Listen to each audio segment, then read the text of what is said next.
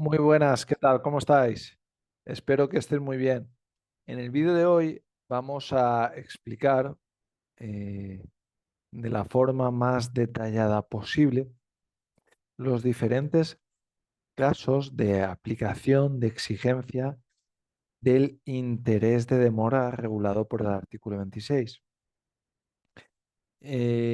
Como sabéis, hay varios supuestos en los que, si bien se devenga, no se exige el interés de demora o se exige a partir de una fecha concreta. Vale. Sobre todo al opositor novato, al opositor que está en sus primeras vueltas, esto le cuesta más de memorizar, más que de aprender, porque en las primeras vueltas todavía estamos intentando memorizar más que entender, aunque ya posteriormente empecemos a entender. Vale, pues me gustaría ver con vosotros algunos casos más particulares de los intereses de demora. Vale, voy a compartiros la pantalla. He preparado un documento donde que podréis descargar también desde Drive y que, nada, creo que os va a ayudar un poquito mejor a entender los diferentes tipos de aplicación de los intereses de demora. Si bien, como venía diciendo, como dice el artículo 26, los intereses de demora, como norma general, se empiezan a exigir desde en el momento en el que se produce el incumplimiento de la declaración o de la correcta declaración. Hay casos específicos como la presentación por declaraciones temporáneas o los recargos del periodo ejecutivo en los que se empiezan a exigir desde un momento concreto. He dividido la información en intereses a favor de la administración tributaria e intereses a favor del obligado tributario.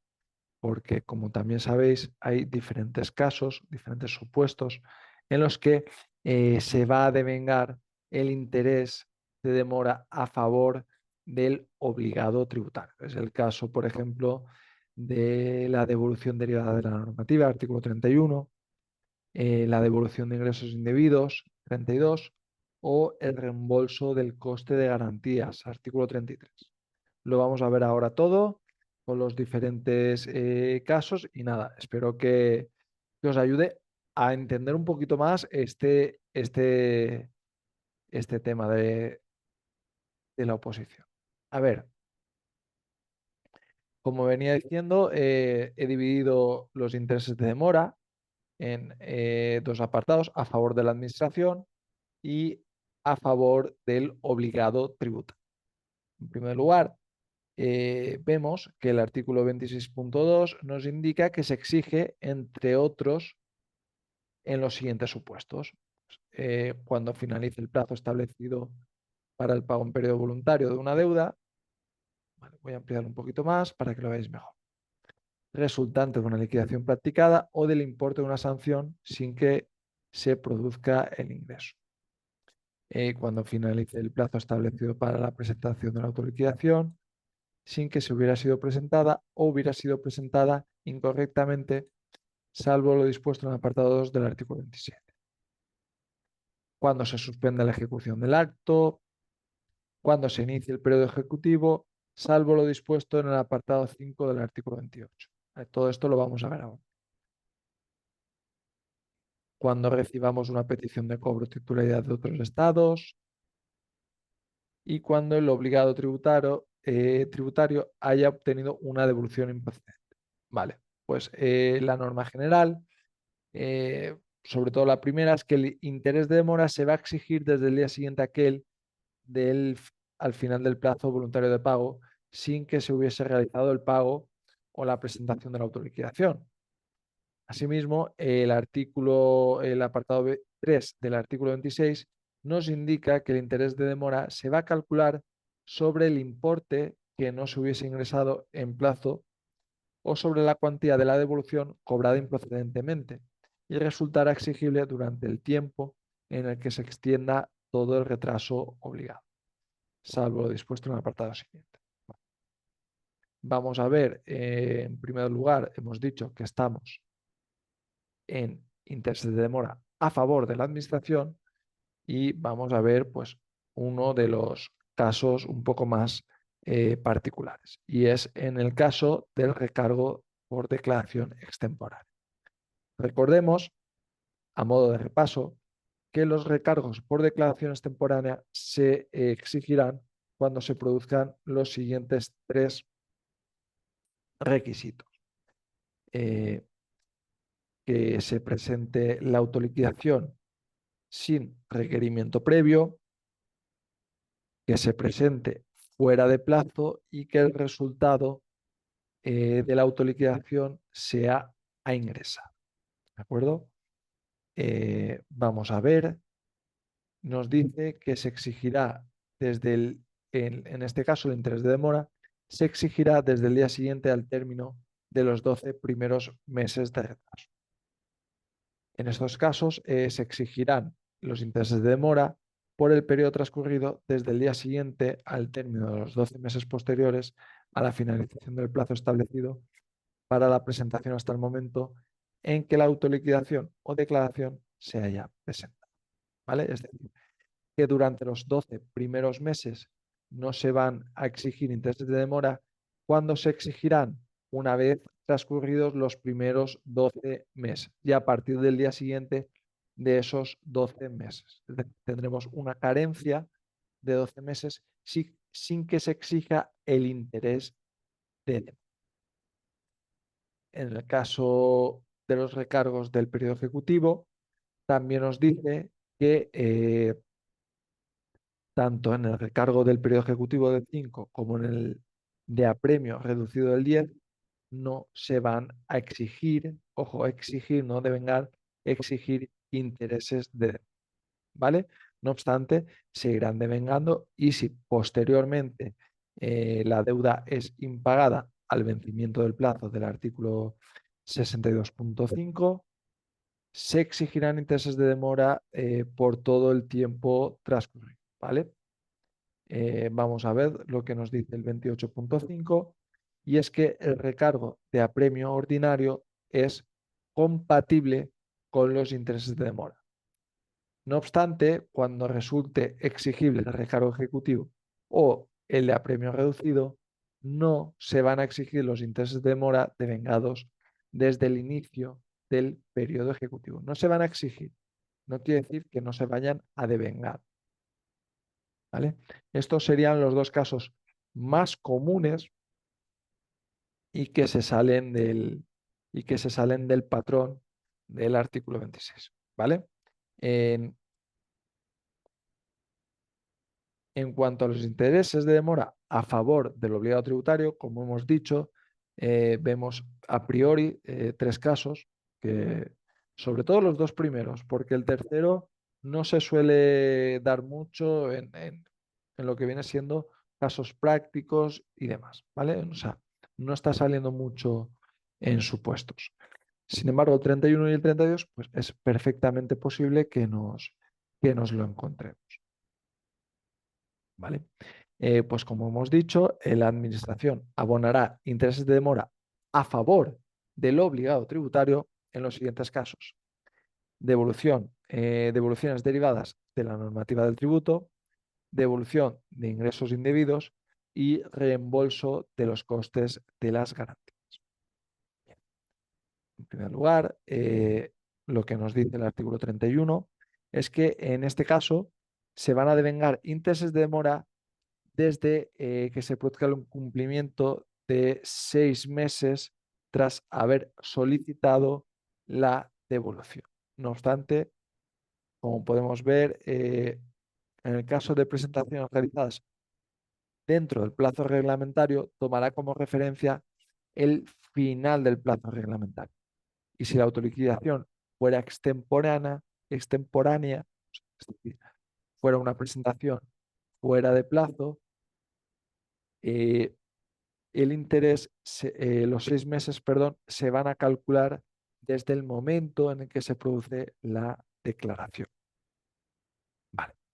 Dice el artículo 31.2 que transcurrido el plazo fijado en las normas reguladoras de cada tributo y en todo caso el plazo de 6 meses sin que se hubiera ordenado el pago de la devolución por causa imputable a la administración tributaria, esta va a abonar el interés de demora regulado en el artículo 26 de esta ley, sin necesidad de que el obligado lo solicite. A estos efectos, el interés de demora se devengará desde la finalización de dicho plazo hasta la fecha en que se ordene el pago o la devolución. El pago de la devolución, perdón. ¿Qué tenemos que tener en cuenta? Pues que a efectos del cálculo de los intereses a que se refiere el párrafo anterior, no se van a computar las dilaciones en el procedimiento por causa no imputable a la administración y en el caso de un procedimiento inspector tampoco se van a tener en cuenta los periodos de extensión regulados en los apartados 4 y 5 del artículo 105. Muy bien.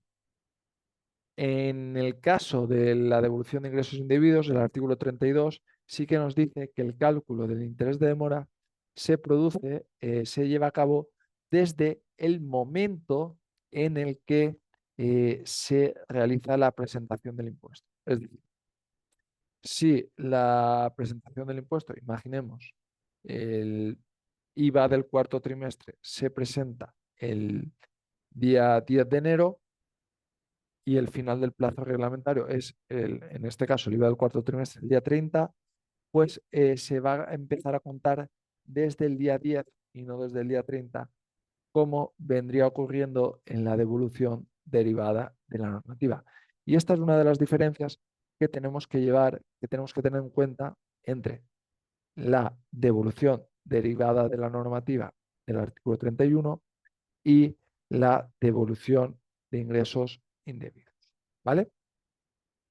Bueno, lo que venía diciendo es que en la devolución de ingresos indebidos se genera interés de demora a favor del obligado tributario desde el momento en el que se realiza el pago indebido. Con la devolución de ingresos indebidos, dice el artículo 32, con la devolución de ingresos indebidos, la administración tributaria va a abonar el interés de demora regulado en el artículo 26 de esta ley sin necesidad, además, de que el obligado tributario lo solicite. A estos efectos, el interés de demora se devengará desde la fecha en que se hubiese realizado el ingreso indebido hasta la fecha en que se ordene el pago de la deuda. ¿Vale? Por último, el reembolso del costo de las garantías, que ya os digo que es menos común, de acuerdo al apartado 2 del artículo 33, en el caso de que sea necesario hacer efectivo el reembolso del costo de las garantías, se abonará el interés legal. Cuidado, el interés legal, ¿vale? Esta es una anotación que tenemos que tener en cuenta. El artículo 33, perdón, punto 2, nos indica lo siguiente. Con el reembolso de los costes de las garantías, la Administración tributaria abonará el interés legal vigente a lo largo del periodo en que se devengue, sin necesidad de que el obligado tributario lo solicite. A estos efectos, el interés legal, vuelvo a indicar, se devengará desde la fecha debidamente acreditada en que se hubiesen incurrido en dichos costes. ¿De acuerdo? Vale, pues vamos a hacer un pequeño repaso. Hemos dicho que a favor del obligado tributario tenemos estos tres supuestos: devolución derivada de la normativa, ingresos individuos y reembolso del coste de las garantías.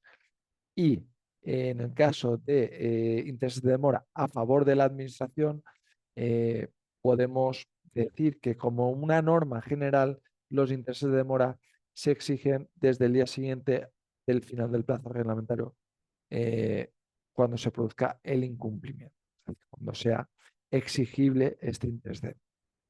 Vale. En el caso de recargos del artículo 27, por declaraciones temporáneas, el interés de demora se exige desde el día siguiente al cumplimiento de los 12 primeros meses de retraso, ¿vale? De bueno, de demora, sí, de retraso, de incumplimiento. En el caso de los recargos del periodo ejecutivo, se va a exigir intereses de demora cuando sea exigible a su vez el recargo de apremio ordinario del 20%. ¿De acuerdo? Esto también es importante. Y nada más, con estas pequeñas aclaraciones, matizaciones, creo que se puede entender sobre todo un poco la dinámica del artículo de los intereses de demora, del artículo 26, y algunos casos un poco más concretos o que nos podemos encontrar perfectamente en algún tipo de supuestos. Vamos, estos son casos muy comunes, pero que estoy seguro que al opositor que empieza ahora con con la preparación le va a venir muy bien. ¿De acuerdo? Nada más, espero que os haya parecido interesante, que os haya, que os haya ayudado a entender un poquito mejor este bloque del temario y nada más. Un saludo y muchas gracias. Hasta luego.